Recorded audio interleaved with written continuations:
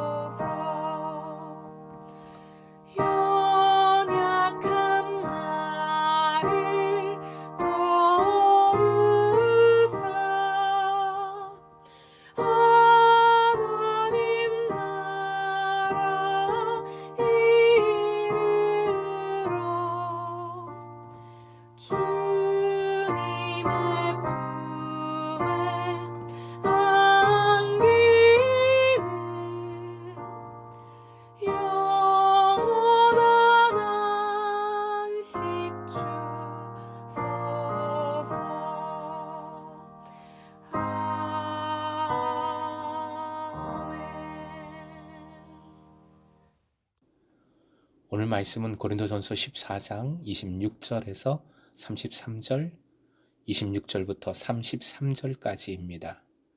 함께 읽겠습니다.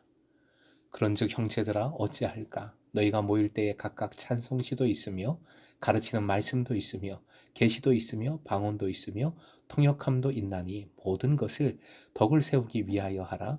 만일 누가 방언으로 말하거든 두 사람이나 많아야 세 사람이 차례를 따라하고 한 사람이 통역할 것이요 만일 통역하는 자가 없으면 교회에서는 잠잠하고 자기와 하나님께 말할 것이요 예언하는 자는 둘이나 셋이나 말하고 다른 이들은 분별할 것이요 만일 곁에 앉아있는 다른 이에게 계시가 있으면 먼저 하던 자는 잠잠할지니라. 너희는 다 모든 사람으로 배우게 하고 모든 사람으로 권면을 받게 하기 위하여 하나씩 하나씩 예언할 수 있느니라. 예언하는 자들의 영은 예언하는 자들에게 제재를 받나니 하나님은 무질서의 하나님이 아니시요 오직 화평의 하나님이시니라. 오늘의 기도 제목, 화평의 하나님 안에서 화목하게 하는 일을 이루게 하소서. 화평의 하나님 안에서 화목하게 하는 일을 이루게 하소서. 바울 사도는 마지막으로 교회의 실생활에 있어서 어떻게 방언과 예언의 은사를 실천해야 하는지, 적용해야 하는지를 제시합니다. 그 기준은 역시 무엇이겠습니까?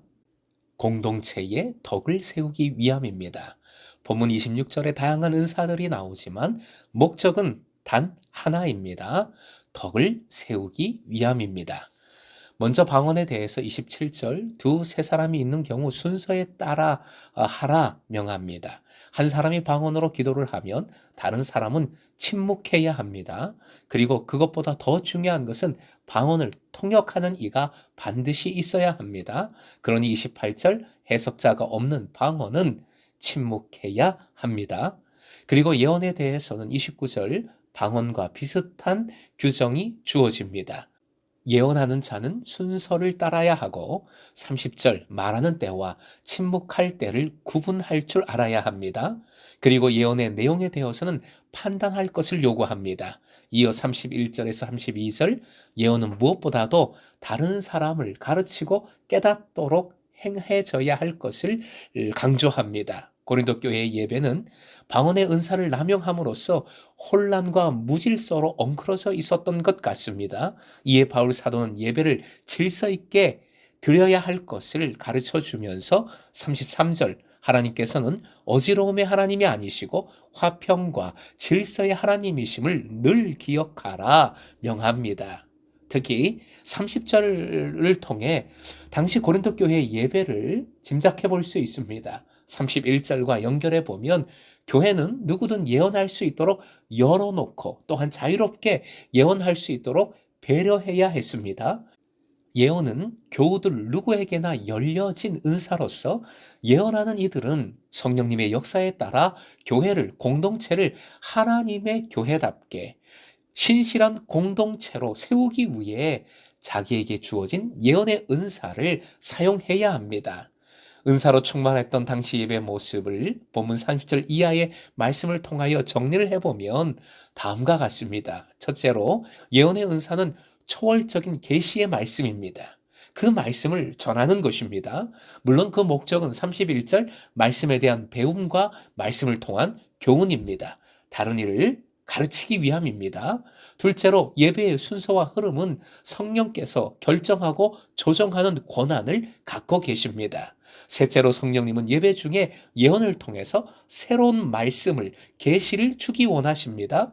넷째, 이런 새로운 예언이 나타날 때 먼저 예언을 시작한 사람은 스스로 침묵하고 그 다음 사람에게 예언의 자리를 양보해야 합니다. 한마디로 예배 순서를 독차지해서는 안 된다는 것이지요.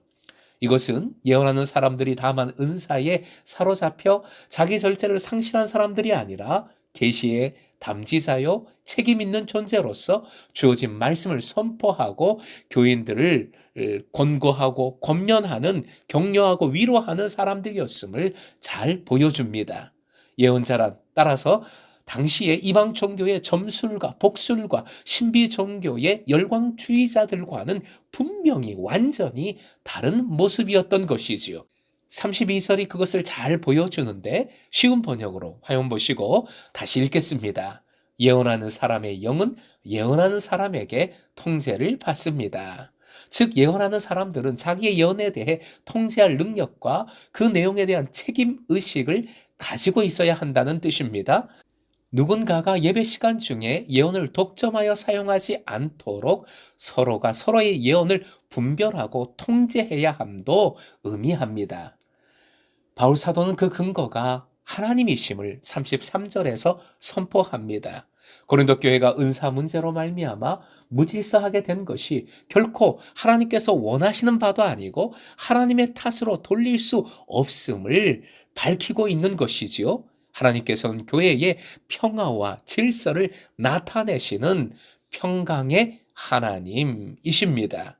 데살로니가전서 5장 23절 쉬운 번역으로 함께 읽겠습니다. 평화의 하나님께서 친히 여러분을 완전히 거룩하게 해주시고 우리 주 예수 그리스도께서 오실 때에 여러분의 영과 혼과 몸을 흠이 없게 완전하게 지켜주시기를 빕니다. 사랑하는 금성의 제자 여러분, 이 말씀이 약속의 말씀이면서 우리 기도 제목이기도 합니다. 이 말씀처럼 하나님은 평화의 하나님이심을 믿으시기 바랍니다. 그래서 예수님은 팔복 말씀에서 이렇게 선포하셨습니다. 마태복음 5장 9절이요. 함께 시작. 화평하게 하는 자는 복이 있나니 그들이 하나님의 아들이라 일컬음을 받을 것이미요. 그러니 무슨 정의의 이름으로 싸운다는 것, 분쟁하고 분파한다는 것은 말도 안 되는 것입니다. 야고보서 3장 18절 말씀이 그것을 잘 알려줍니다. 화면 보시고 함께 읽겠습니다. 정의의 열매는 평화를 이루는 사람들이 평화를 위하여 그 씨를 뿌려서 거두어 드리는 열매입니다. 평화를 통해 정의를 거둡니다. 평화를 통해 하나님의 역사하심을 바라보게 만듭니다. 화평함으로 하나님의 교회임을 증거하게 되는 것이지요. 사랑하는 예배자 여러분, 지금 예배가 본문의 모습과는 좀 다를 수 있겠지만 그 원리는 동일합니다.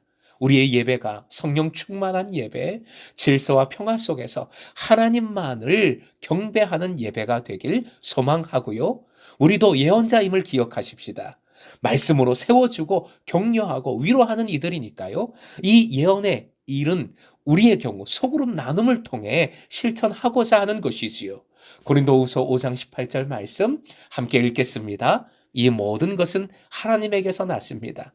하나님께서는 그리스도를 내세우셔서 우리를 자기와 화해하게 하시고 또 우리에게 화해의 직분을 맡겨 주셨습니다. 우리의 직분은 화해의 직분임을 잊지 마십시오.